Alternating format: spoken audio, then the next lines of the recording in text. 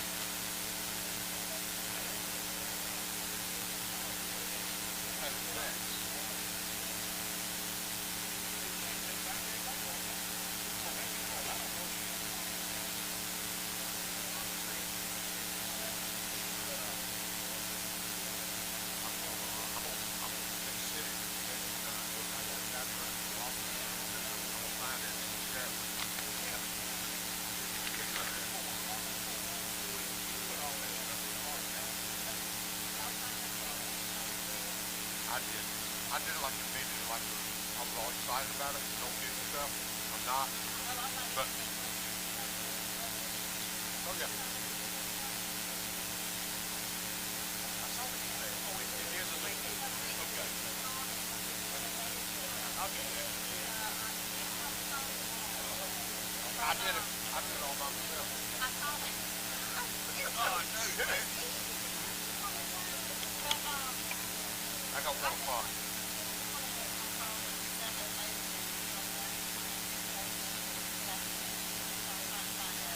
I did mine at, like I said, I got it 1 o'clock on the first day. So I just happened to be sitting at my desk when it popped up, and I immediately just get it all, get it all, get it all. Go ahead. Okay.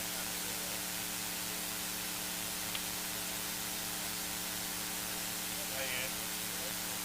Not much another day in paradise. How about you? Everything in your world. Good.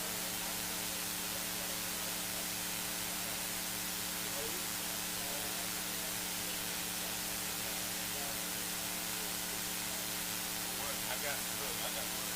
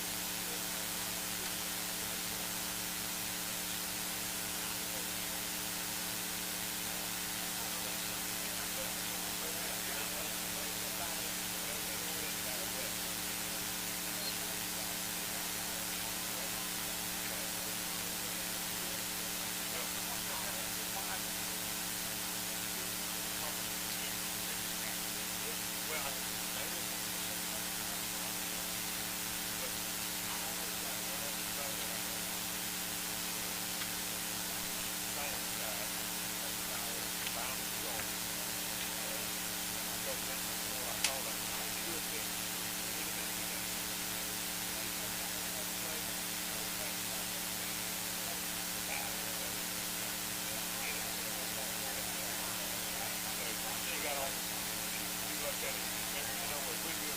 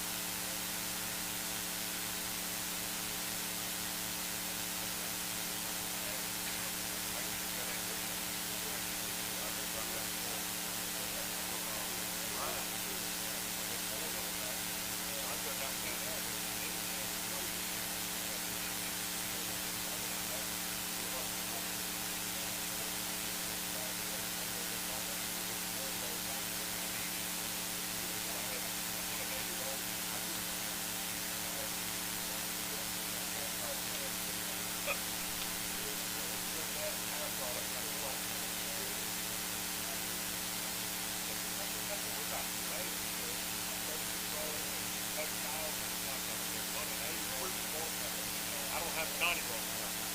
Where you get it from? Yeah, I do the same thing. Yeah, I buy it in a box. Yeah, that's right.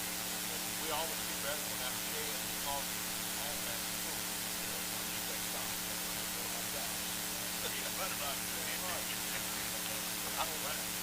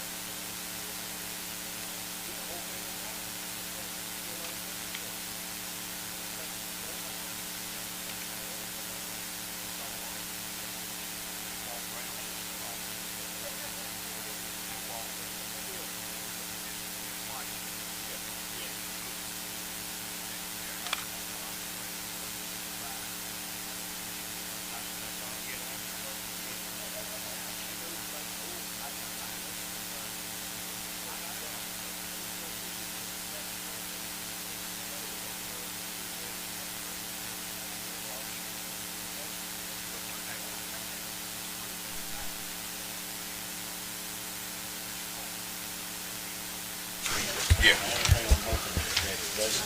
She had everything as of today. Reached out to her.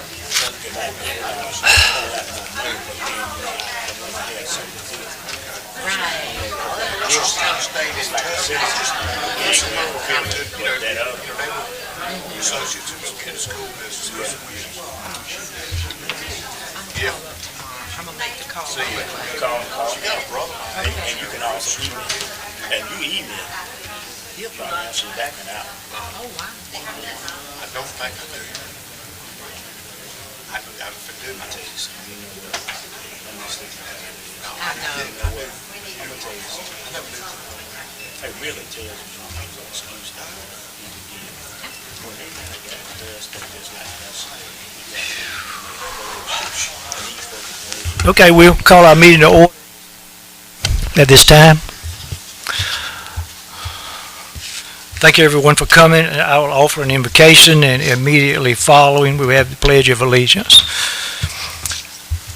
Dear God, tonight there are many amongst our state and all up and down amongst our eastern coast and all up and down amongst our eastern coast, coastal side of the Gulf side of Florida and eastern coast, just so spread out. So many of these people are suffering as they look to go into another night with very little to none of the basic essentials that we so often take for granted. Very little food, water, practically no housing, personal contact with family, persons lost, and lives lost. A tragedy that many of us have never been exposed to. So when these earthly things confront us, Lord, please help us to know that you are with us. You will never leave us. And all these things, we can see that you provide for those who love you as you have loved us. May we as your servants strive to continue to live a life according to your commands, so that others will see you through us. Amen.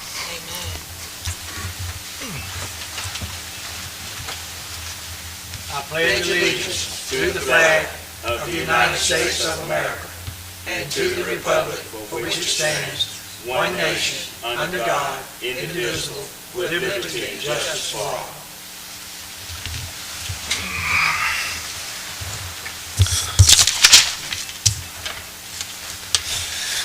Item 3 is the adoption of the business agenda for this evening. Anybody has any conflicts or on any of the items that are on there, we let them be heard at this time. If no one has any, we need to call for a motion to adopt the agenda as it is presented in your packet. I make a motion to adopt the agenda as stated on in the packet. Okay. Have a motion by Councilman Bell. Do you hear a second to his motion? Second. Have a second by Mayor Pro Tem Bryant. Is there any more discussion on the matter? If there is none, all in favor signify by saying aye. Aye. All opposed, no. The agenda would be adopted as it is presented. Item 4, special recognitions, a resolution honoring our former Mayor Pro Tem, Mr. Wayne Smith. So at this time, I would like for Mr. Smith, and if his wife would like to, also come to adopt Resolution 2024.09.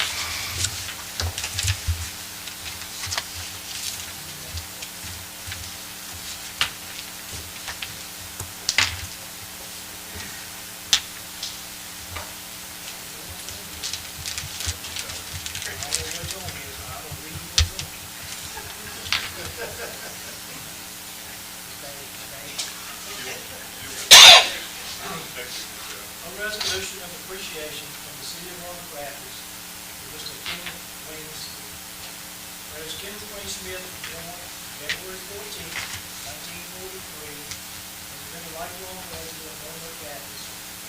He graduated from Roanoke Rapids High School and was retired from city financial after a successful career. And whereas Wayne was elected to the city council in November of 2013, representing District 2 of the city of Roanoke Rapids. During his 3 terms in office, Wayne was instrumental in facilitating the sale of the Roanoke Rapids Steel, reducing the city's long-term debt, and supporting the economic growth of the city. On December 5th, 2023, He was elected by his fellow council members to serve as mayor pro tem until his resignation due to health concerns on June 18, 2024. Whereas Wayne served as a council liaison on the Warren Rapids Area Planning Board, as well as other various committees, including the Recreation Advisory Committee, Halifax County EMS Advisory Boards, Land Use Health Plan Steering Committee, and the North Carolina League of Municipalities Tax Legislative Action Committee. Wayne's gone to service to his community started in the 1970s, where he served 15 years as a volunteer rescue. He is an honorary member of the Roanoke Valley Rescue Choir, where he served as treasurer, commander, and his own board of directors. Whereas Wayne is a devoted advocate for the Roanoke Valley Youth Baseball, and began volunteering in 1982, serving as the treasurer from 2014 to 2017. He was inducted into the Hall of Fame on September 17, 2018. So now therefore be it resolved that the city of Roanoke Valley City Council adopted this resolution in appreciation of Mr. Wayne Smith with deep gratitude for the dedication of over 10 years on the Roanoke Valley City Council. Many years to the community and extend to him our best wishes for health and happiness in the future. To be it resolved, further resolved, that this resolution be presented to Mr. Smith, and a copy of this resolution is spread upon the minutes of this meeting until the year's meeting on this first day of October, 2024. Will you do that?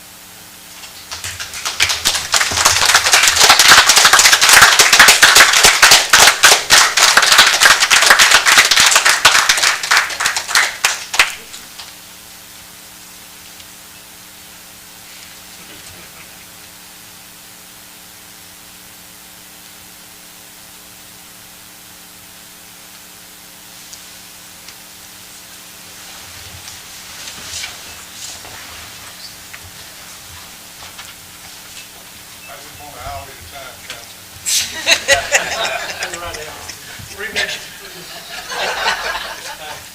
I want to really thank the citizens of Roanoke Rapids who put a lot of trust in me. They elect me for, city council. Also like to thank council for all the times that we got together and had a lot of discussion. I think we had a good council at the time. I appreciate the help that y'all gave me and backed me in a lot of decisions that we made. Kelly, I'd like to say thank you for being a good city manager. And I know Roanoke Rapids is going to prosper as long as you stay there. Also, Mr. Davis, thank you for the times that you have talked to me. I called you quite a lot. You know that. I appreciate all the help and everything that you gave me over the period of time. I miss, of course, you know the best person I miss most of all is you, I really miss him. But I really thank the citizens of Roanoke Rapids for the trust that they really put into me and the opportunity that they gave me to serve on council. And I also like to thank my wife for standing behind me 100%. Thank you. We just want to Chairman Wright, letter from the county that we would like to present to you also. Mr. Wright?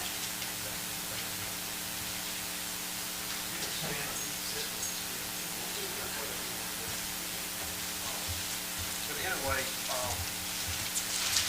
there's a lot that I can say about Wayne Smith. And, he's just, he's been a true friend of mine for a very long time. Even before I became county commissioner and before he became city council. Collaborate on many things. But, on behalf of Halifax County, we do have the vice chair of the county commissioner, with me in the room. And she's shortly until we come as the district chief, no longer be the county commissioner. On behalf of the board of county commissioners,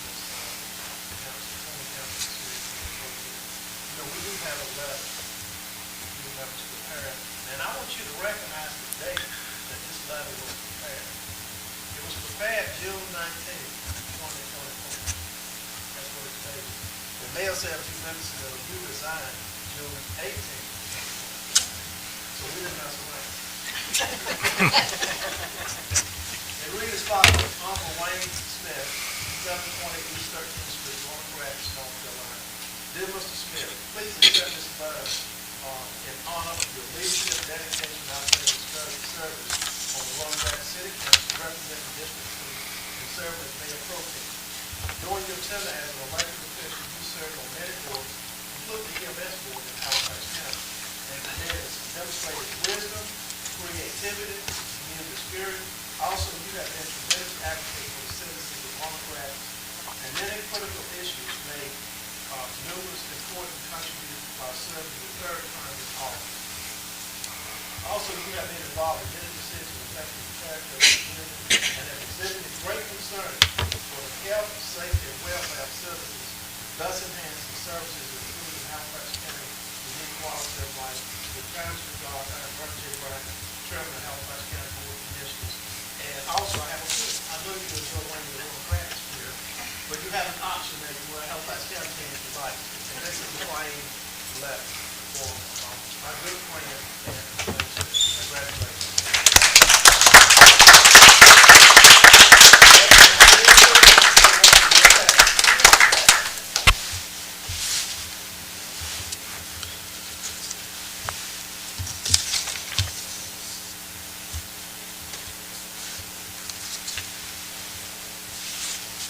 Mayor, Council, thank y'all very much. Thank you, Chairman. Madam Council, thank you. Thank you, Mr. Smith. Before I call for a motion for us to adopt this resolution, I would just like to make a couple of comments, and if anybody from the council has any additional ones, that would be fine also. But Mr. Smith, when I was running my first term, he helped me, and you know, when I say helped, he gets out and beats the streets. You know, he doesn't just sit home and say, "I hope you win." He gets out and walks up and down the streets, and he works at the polls, and he calls people, and he gets things done. And I managed to win the prize, so to speak.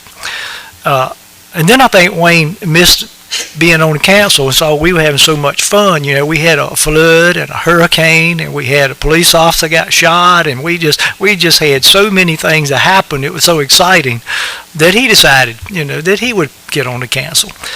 And I think how many times Wayne and Mr. Farabee went with us, and I don't think anybody else that's here now went, but we went, I don't know how many times, to Raleigh working with that refinancing on the debt.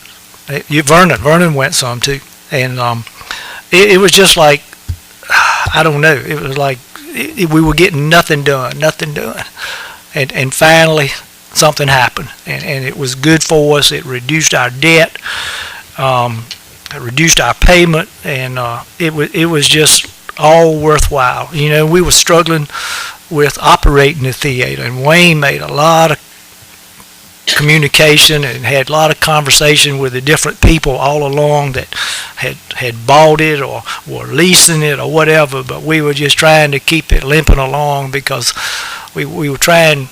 The idea was that we'd have a much better chance of selling it if it was open and it was operating, and especially if it could ever, you know, turn a profit.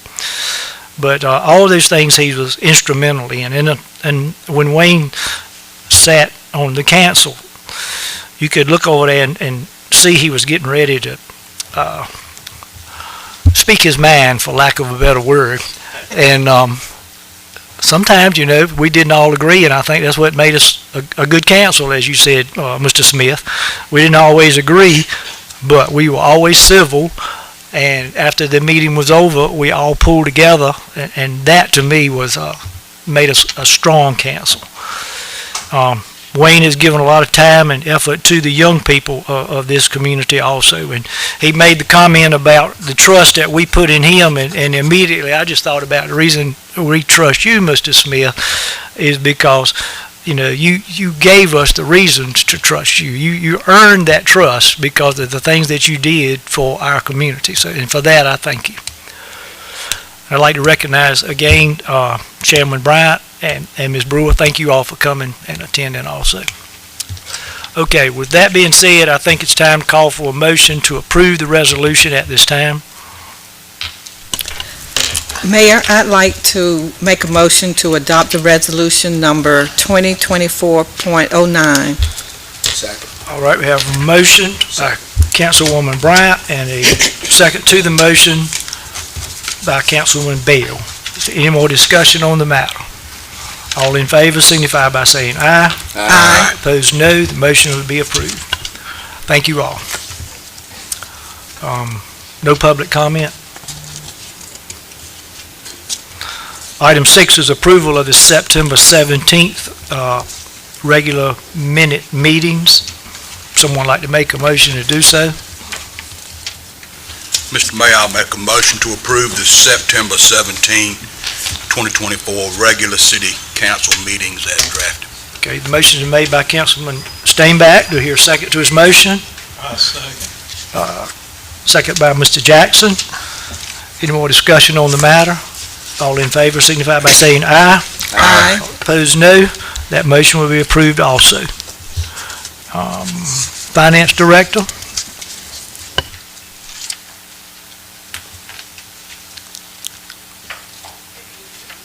Good evening. Fairly quickly, so the fire department received a donation from the Women Energy in the amount of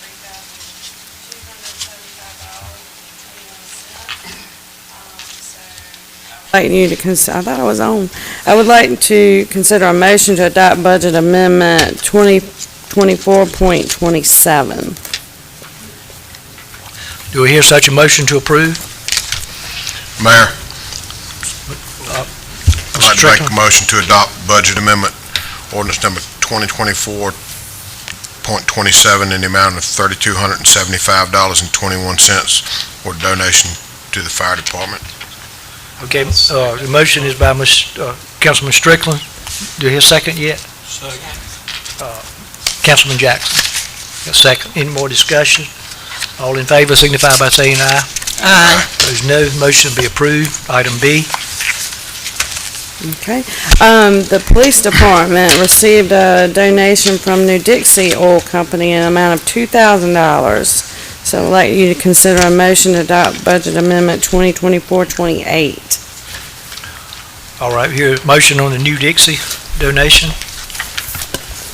Mr. Mayor, I'll make a motion to adopt the budget amendment ordinance number 2024.28 in the amount of $2,000 for donation to the police department. Okay, the motion is made by Councilman Steinbach. Do I hear a second? Second. Second by Ms. Bryant. Any more discussion on the matter? All in favor signify by saying aye. Aye. Opposed, no. The motion will be approved. 7C. Okay, the police department, they received some OSC, unauthorized substance tax funds from the North Carolina Department of Revenue. One amount was $6,324.66. The second amount was $18.54. I would like you to consider a motion to adopt budget amendment 2024.29. All right, we need another motion. I'd like to make a motion to adopt budget amendment ordinance number 2024.29 in the amount of $6,343.20 for the OSC unauthorized substance tax. Okay, motion is by Councilman Bell. Do you hear a second to his motion? Second. Second by Ms. Bryant. Is there any more discussion on the matter? If there is none, all in favor? Aye. Aye. Opposed, no. Motion will be approved. All right. A couple weeks, maybe a month ago, the council approved the NC Governor's Highway Safety Commission grant. During the presentation by Chief Guyant, the city's match was 15%. So we have a budget amendment for $20,310. For that 15% match. I would like you to consider a motion to adopt 2024.30. Okay, we need such a motion as the Finance Director requests. Mayor, I'd like to make a motion to adopt budget amendment ordinance number 2024.30 in the amount of $20,310 for the city's match of the North Carolina Governor's Highway Safety Program grant for fiscal year 2024-25. Okay. The motion's by Ms. Bryant, the second by Councilman Bell.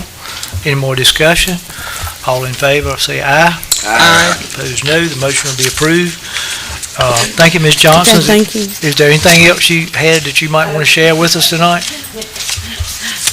I already told the mayor this, but Monday, we received a check for $7,140,000 for property tax. So very happy about that. We also received a motor vehicle check in the amount of $126,000, so we're not in the hole anymore. Keith, you be sure and tell Carl that when you see it. I know he's been sweating since last month. All right, Director Daughtry, presentation on Park and Recreation. Good evening. I passed out the PowerPoint just so you would have the information because I'm not going to read everything on it. But I just kind of wanted to give you an update of where we are with Parks and Recreation and what's been happening with our programs and events from March until August. So it's a 6-month time frame, and what I would like to do is in 6 more months come back to you and kind of give you an update of our fall and winter. Just so that you can kind of see. I know we turn in monthly reports, but this will give you an idea kind of the impact that we have in the community. So as far as athletics goes, there was 1,354 field traffic hours, and that means there were children or adults on our ball fields 1,354 hours in the past 6 months. The spring sports that we offer through our volunteer organizations are youth soccer, softball, baseball, and t-ball in the spring, and then we provide adult softball in the summer. Some of our weekly and monthly programs, which are regular things that go on throughout the year, I have a list of those, and they all take place at T.J. Davis, Challoner Recreation Center, the library, the senior center, or the Chris Wicker Aquatic Center. And a few highlights of those would be exercise classes at multiple ones of those facilities, swimming lessons, story time, craft classes, health screenings, toddler time, and then we also offer an opportunity for some of the adult day centers in the area with people with disabilities to come in once a week, and we have 2 that come in, one on Tuesday, one on Thursday, and they have recreation with their clients at our facility.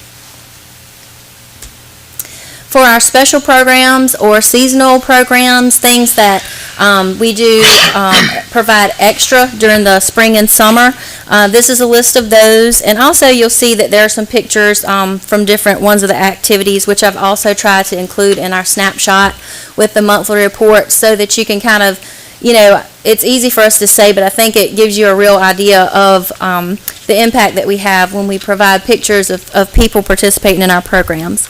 But some of the highlighted things on for the summer seasonal activities is the pool being open, the splash pad, the summer reading program, special events like Easter egg hunts and patriotic picnic, and then we offer 12 summer camps through T.J. Davis. As far as our parks and maintenance, they don't get to shine as much because, they're not doing programs, but they are the ones that kind of help make it happen. They make sure that things are completed. They maintain 115 acres of parks and facilities. They completed 221 maintenance request tickets in this 6-month time frame. They did renovations at Dole Press Box, including flooring, insulation, and assisting with a mini split. We also have a new sign, which we were able to work with tourism to get, that they helped get installed at Kirkwood Adams Community Center. They did 63 event setups at Kirkwood during that 6-month time frame. We had 29 signs that were replaced and installed on the Canal Trail. T.J. Davis gym lights were converted to LED. lighting. We had 24 windows replaced at TJ Davis and 17 chairs assembled for Lloyd Andrews, which y'all are sitting in right now.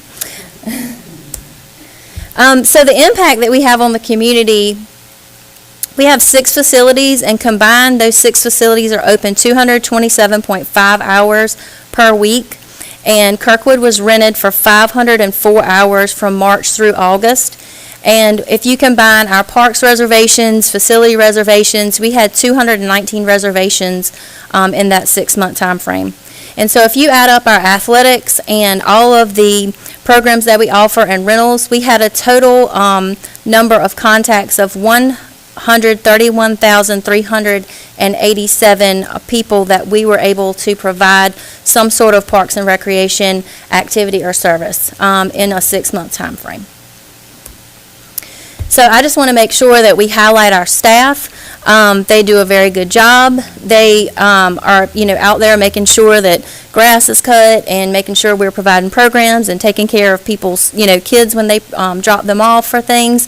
And so they're the ones that make it happen. And so I just wanted to make sure we thank them and show appreciation. Some of these pictures are where we did like a hot dog lunch and delivered them to the different facilities so that we could recognize our staff. But we really appreciate all that they do for the community, and we could not reach as many people without them. So I just wanted to kind of give an update of where we are, and we'll keep trying to do our best. Thank you.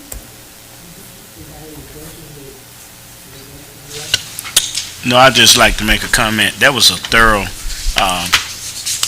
display of information and data, and I'm very proud of that, because if you keep up with the numbers, then it's easy for you to follow the money and see trends and things that you can make sure that either they continue or either make sure they're amended for the best interest of the taxpayers' money.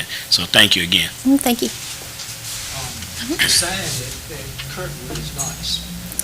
And we, the sign was paid for through tourism, and we were able to provide that and get that installed, but we do still want to, it's not complete because the sign's complete, but we want to fix the bottom because it just looks like concrete, but, it's a work in progress, sorry. So it does look really good, and it's catchy, and, we can change it, and Ashley's been working on learning how to do that from TJ Davis, so.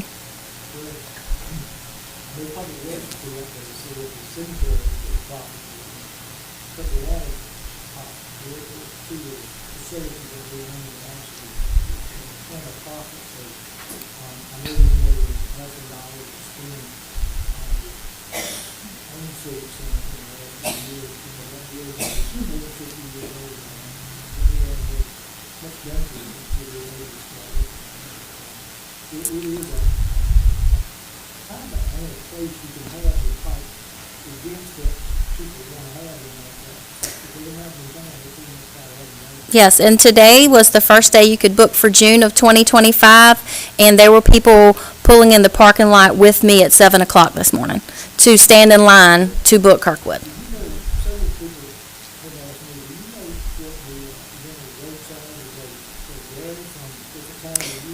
The rates are the same throughout the year, but there is a resident and a non-resident rate, so city residents, by paying city taxes, do get a little bit lower rate than non-residents. And those fees are established in our annual fee schedule. It's part of the budget adoption. So if anyone listening or paying attention to the topic tonight, if they looked at that budget ordinance for FY 2425, the listing of those rates is provided. Thank you very much. Oh, thank you. And I think you have the next item, Ms. Trainer.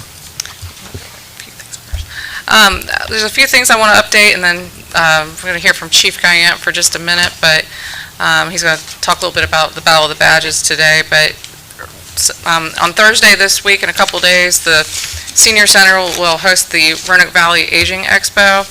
It will be held at Kirkwood Adams from 9 until 2 p.m. This is a really big event for our senior citizens in our community, in our region. Right now, there's over 200 people registered to attend Thursday's Aging Expo.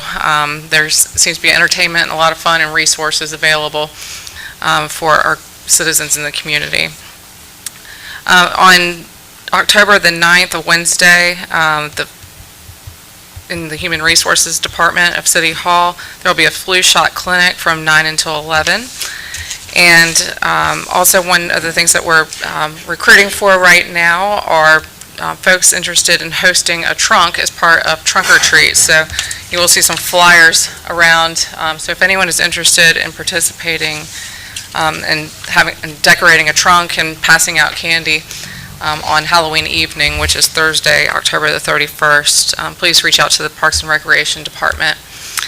We go through a lot of candy, and so it's an event that the youth in our community look forward to every year. One other thing I want to mention before I turn it over to Chief Guyant and then also to another topic here.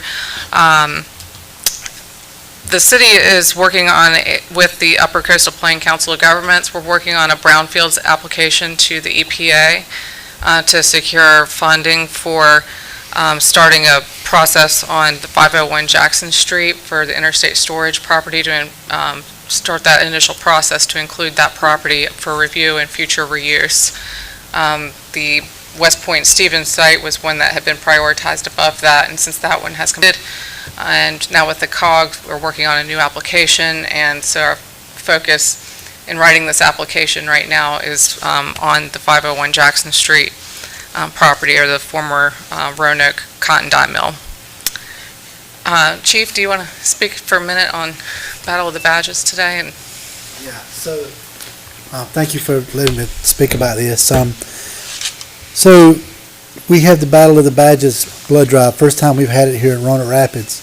Normally, when the Red Cross comes to collect blood donations in the city, on average, anywhere between 50 and 60 donations is what they normally get. At this moment, we've had 102 donations, and we have an event tomorrow with 50 people scheduled. So the most to ever give blood in Roanoke Rapids is on record is about 82. We're shattering that. So very pleased that the citizenry that came out. We had people coming all across eastern North Carolina today to give blood here. And that's exacerbated by what's happened down in the western part of our state. We also took some donations of supplies and things, and we have a lot of stuff that we can provide out. And we have 2 officers that are in the western part of the state from the police department. We're also on the roster to send more when we need it. That's all coordinated through the Emergency Management Operations Center. So, and I know that will be happening over time. Familiarity with events like that are happening out in the West, when I work with the state on the state emergency response team, this could take years to even get to any kind of form of recovery at all for these people. So I'm very, very glad of my staff volunteering, wanting to help out. But, look at what the people of this city and this community did today. That's impressive. And I've always talked about the benevolency of the people that lived here in this city, in this area, and it shined through today really, really bright. And I am very proud at what happened. Despite who wins, whether it's blue or red, I could care less. We won. We won this thing. So the city of Roanoke Rapids really was a beacon today. And thanks to everybody that showed up and will continue to show up tomorrow. But just wanted to give you that update. Yes, ma'am. Where's the vault? Because I didn't get over Yes, ma'am. there It is at the today. corner of 3rd and Roanoke Rapids. I think it's the old Roanoke Rapids Savings Old Bank. Shriners Building? Yeah, It's on the like corner, the Mason's right building. by the library. Yes, right. Across It's the street next from the building library. past the library. Oh. Right. And that's where it's at. So, if you haven't made a reservation, make a reservation. We had to turn people away today because we couldn't take walk-in. I bet we've turned away 24 people today that we couldn't take because we just didn't have the time. We had people sitting in chairs, and we had to go get more chairs out of the closet for them to sit in. There was so many people. It was an amazing day. But thanks to everyone that showed up, and they really and truly they set the bar really high. So thank you. They had some good cookies, too. And Chief Guyant, I know that, and Chief Patrick's not here, but I really do commend the 2 of you for finding an innovative way to have a community donation project, It was and one that spreads and touches so many people and impacts lives. And little did we know that the western part of our state was going to experience such a catastrophic effect from the floodwaters and effects of Hurricane Helene, but I commend you all for doing that and Thank you. Thank you. stepping up for We're them. proud to. Thank you. And then, last thing I was going to mention is, and probably hear some from City Attorney here as well, on Friday, City Attorney Davis and I, and also Patrol Captain Jeff Baggett, had a meeting with the school district administration and a few other representatives from the school about the cross-save proposal that the city council did not take any, or excuse me, that the city council elected not to participate in because they wanted to hear more about our alternatives and some other ideas that were out there for open discussion and a focus on addressing a public safety need. I feel like there's some temporary things that need to be done immediately, and then there's also the long-term visioning that needs to take place. But I feel like that the dialogue between the two are pretty well received. It's just more or less that we all have an interest in public safety, and especially for our students exiting and entering school district properties, or any school properties, or any, but I don't want the sentiment, or I guess when it comes down to it too, it's also the business parts of it. Who's going to be the one responsible for having people out there, and who's going to be responsible. So those are the kinds of aspects of it that that have to be hashed out, and I think that the city, without providing a direct financial contribution, that we have the ability to try to implement some traffic control officers, as recommended through our police chief, to address some of the pedestrian concerns at the beginning and end of the school days at the elementary schools and the Challoner Middle School. Another thing that's come up too is the completion of the NCDOT report that was dated September the 10th of 2024 that addresses some recommendations for Belmont Elementary School and the traffic concerns there because of the distance needed for pedestrians to cross and being on the highway or on a roadway with that's more of an arterial road through town. And so we talked about some options there, really with the best interest in mind of safety. And so I'm going to turn it over to Attorney Davis for any further explanation at this point. So I'll say, I think it was a very productive discussion. I was happy about the way that the meeting went, in that I don't think that at least from our side, we came in with any real position of, okay, this is what needs to be done, but, you know, in the meeting and through the dialogue, we listened to their concerns and we shared our concerns with them. And one of the big things that we shared is, you know, the cross-save proposal that was proposed to us would essentially have the city contributing financially to the provision of crossing guards, and that we had concerns doing that, in that, you know, not everyone who pays taxes to the city that would be expended on that receives the benefit of these city schools. And that if there's a financial contribution, maybe it's better to come from those individuals who live in the school district. So we talked about that. They had other liability concerns. The school, and I can understand this, and if I wasn't city attorney, if I was school board attorney, I would probably be saying the same thing that they're saying, which is, you know, we have concerns, they have concerns about hiring someone who is their employee and placing them out on the road, and the authority and basically doing traffic control operations when they're their employee. So through that discussion, one of the things that as it kind of evolved that I think we kind of worked out suggesting would be this.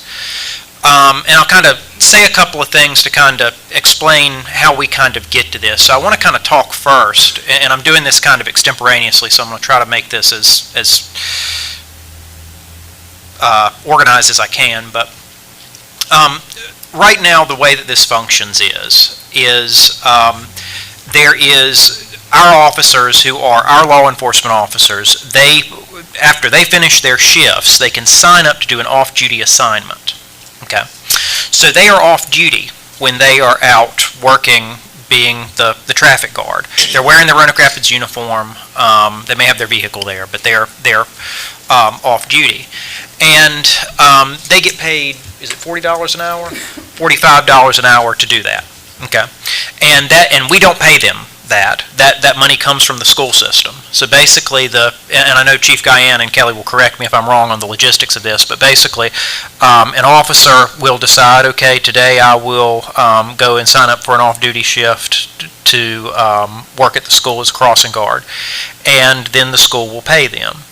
They're not our employee while they're doing that. At least that's the simple answer. Now, I've always taken the position as city attorney that when a law enforcement officer is working off-duty and when they're in their jurisdiction, if a crime happens in their presence, especially a misdemeanor or a felony, so for instance, somebody blows through the crossing guard and strikes a child, somebody's operating their vehicle recklessly, that's a Class 2 misdemeanor. Somebody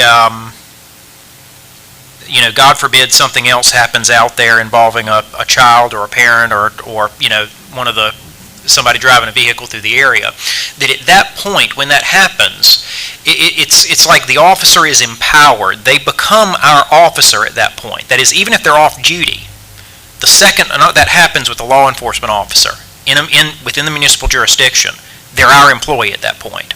And so that triggers a bunch of things from our perspective as the city from a liability standpoint.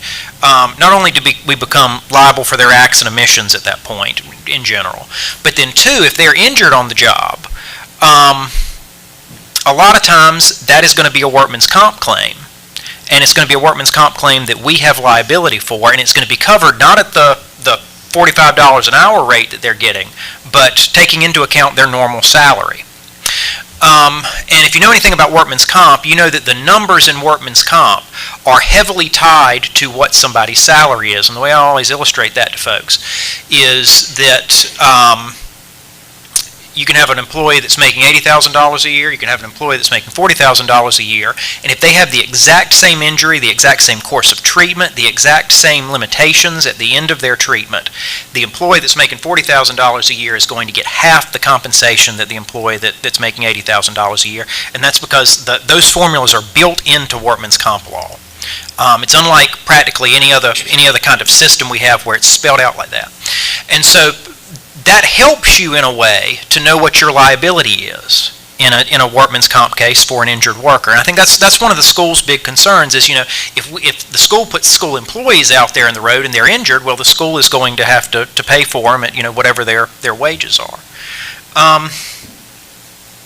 And so, the good thing about that is knowing what an employee's salary is, it helps you to peg what your liability is in a case for their injuries. And we ran into that, I believe, at the end of last fiscal year when we raised salaries at the city, and then that left us where there was a deficit in our workman's comp premiums because we raised the salaries. So, of course, that's more liability for the insurance company, so we've got to pay them for that added liability.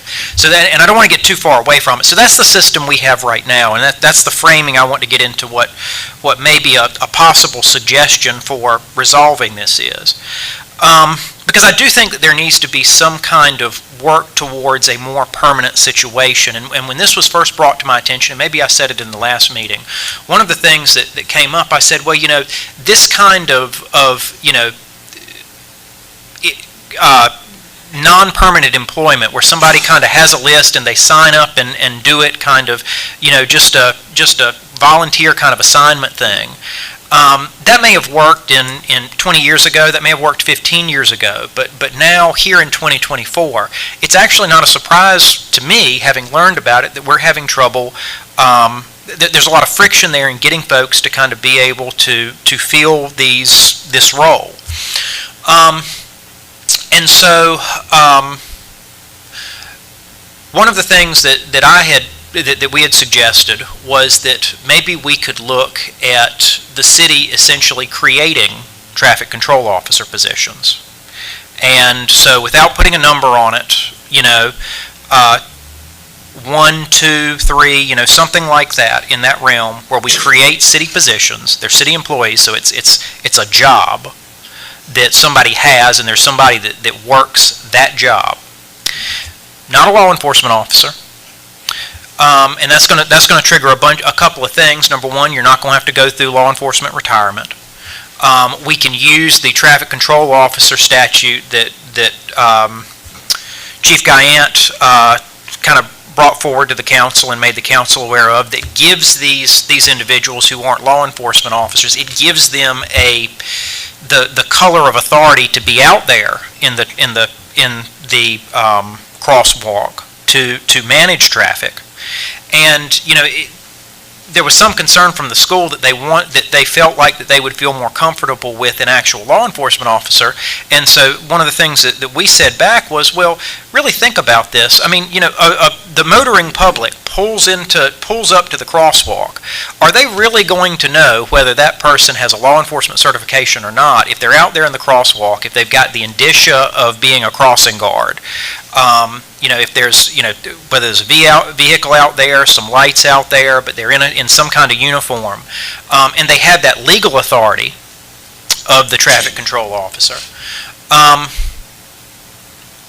think that could be a solution, and you're looking at permanent employment versus, you've essentially got a sign-up sheet and it's voluntary. Two, you've got the other aspect of this. And what I had suggested is that if we did that, essentially what we're doing is it would be supplementing or replacing the system we've already got, which the school is already paying for completely. They're paying those officers the salary or the hourly rate. And so one of the things that the city manager and I had talked about is, if we're talking about part-time employment, if we're talking about a permanent position, a non-law enforcement officer, the rate that we would be paying somebody, presumably at that, could be significantly lower. And so that's good for the school, because that means that if the school is paying 100% of that, they're actually paying less money than they are now, and they're getting somebody that they know is got a lot better chance of being there in a crunch. The second thing with it, though, is so going back to what I was saying before about employees and liability, is if we were to do it that way, of course, the city, that person would be a city employee. And so we would have some liability there. But my thinking is right now, comparing this to the liability that we have now with a law enforcement officer out there, something happens in their presence. And when I say, something like workman's comp, I'm not talking about, they get out of their car and they stumble on the sidewalk. That's not going to be workman's comp, but probably not. But, something, God forbid, happens out there and an officer gets hit by a car. That's going to be a workman's comp claim. Well, if you do these traffic control officers, your liability for workman's comp is going to be pegged at the hourly rate you're paying them. It's not going to be pegged at what their law enforcement salary is. And so I think from a liability standpoint, it actually reduces the city's liability if we consider something in this kind of realm. And so that's a lot of discussion to kind of get you to what we've kind of talked about as far as a possible proposal, and what I wanted to hear some council feedback on, if this is something that may be of interest to council, is that essentially we could go to the school board and say, we're going to offer, we would try to help you resolve this situation. They'll be our employees. They'll be part-time. It'll be a lower rate than what you're paying now, but they'll be permanent. You can guarantee they'll be there. And then on our side, yes, we'll have liability for them, which is such a concern for the city, for the school system. But our liability, I think, is actually going to be less than what we have now. And so in some respects, I kind of see that as potentially being a win-win situation, especially when it comes to, could the city say, and I'm going to say this, and I'm not saying that, I think everybody's going to say this is not something we want to do, but I'm just going to say it just to kind of get it out there. Could the city say, well, this is really the school's problem and they need to take care of that? I think the city could. I don't see where we have any liability. We don't have any responsibility to provide crossing guards to cross the street, any more than we have any responsibility to have a law enforcement officer out on patrol. That's something that the city chooses to do, to keep its citizens safe and to provide public services. And so I do think that we have, when you have something like a school, obviously I think we'd all agree that students in K through 12 are a more vulnerable population. They are, there's going to be a lot of heavy traffic around there those times of days. That's the kind of things where you want somebody, some show of authority, where you want somebody there that's going to be kind of maintaining some order. And I do think that the city has an interest in doing that with these schools being geographically located within our city limits. So like I say, this is kind of, I guess, the germ of a proposal, or the basis of a proposal, that I wanted to kind of put before City Council, kind of get some feedback on, and then if it is something that maybe there's some consensus about,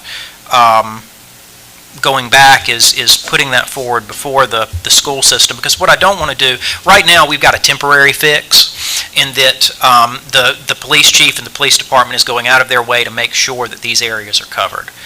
And it's difficult because, of course, every time a officer gets injured, every time an officer goes on maternity leave, that's another person that we don't have that could fill one of these roles. And so, but right now we're making it work, and I think we're committed to doing that to the best of our ability, kind of moving forward. But I would suggest, and I think it's something that without putting words in our mouth, that city manager would share the opinion of, that we do need to look at, maybe, now that this issue has arisen, we need to look at a more permanent solution for this. And I think this may be kind of getting towards some kind of solution. So I know I've been talking a long time. That's a lot of information. I'll certainly, if anybody has any questions, now's the time. I'm not looking for a motion today. We don't even have I haven't put one word down as far as an agreement yet, but obviously that would come, and then if we did do it, it would have to come before City Council in some kind of mutual, some kind of memorandum of understanding as far as the interlocal kind of agreement. So, Got some questions for Mr. Davis? I just want to make sure I'm understanding. So we would be hiring, say, possibly 3 people, permanent, part-time, 2 hours a day, maybe? I think we'd have to look at the numbers. I don't want to say Okay. 3 right now. I would say somewhere between 1 and 3 is probably reasonable. 3 would probably be the max. Those are more the HR questions that I let the city manager kind of tackle. But yes, that would basically be it, and it would be part-time. It wouldn't be all day. It would basically be when schools are taking in and letting out. These would not be school resource officers. Their job is not the school itself. It's maintaining order there. And one of the things that we talked about in this meeting, and I think we all know, being familiar with the city of Roanoke Rapids, but Belmont is the most acute concern. It's the longest distance over that road.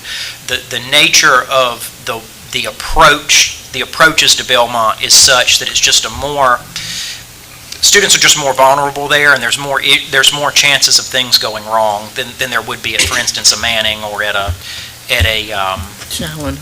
Challoner.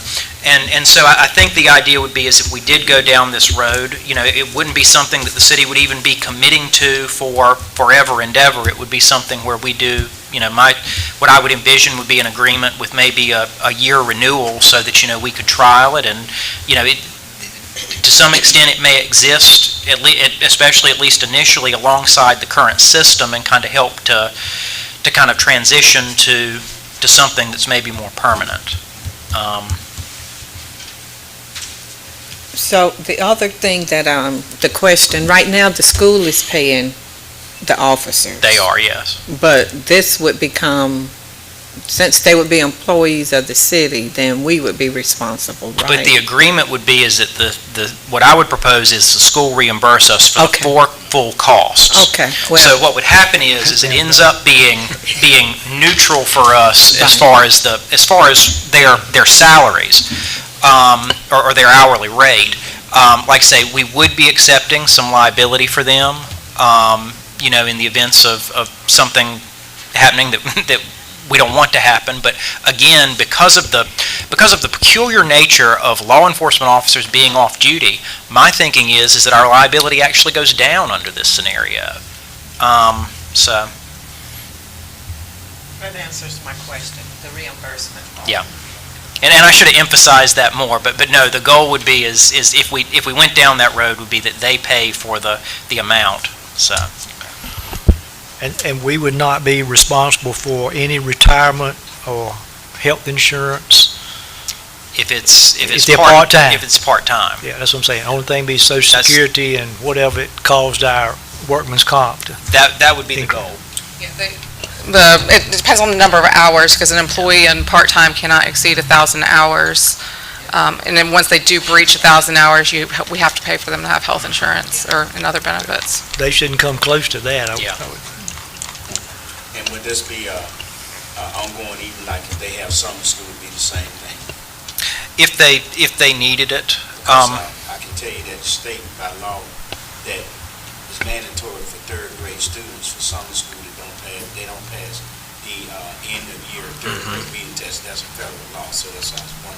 It just depends on how long they will have the summer school period for, whether it's 3 weeks or whether it's 6 weeks. well, and one of the things that we talked about is kind of improving our communication as far as when schools take in, when they let out. Are we going to have are you going to have a early release day, things like that, is, maybe making sure that we've got some liaisons that communicate that well, because I don't want to say that there's been a problem in the past, because I don't know of any specific ones, but that would be something that we want to make sure that we've got, that everybody's on the same page about when they need to be there and when they don't need to be there.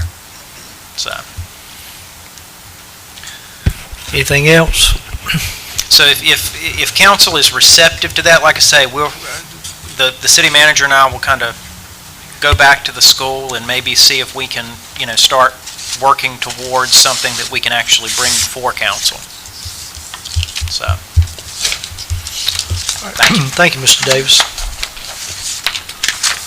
Is there any other business that needs to come before the council tonight? If not, I call for a motion for adjournment. Motion by Mr. Bell, seconded by Mr. Strickland. All in favor signify by saying aye. Aye. Opposed, no. Thank you all.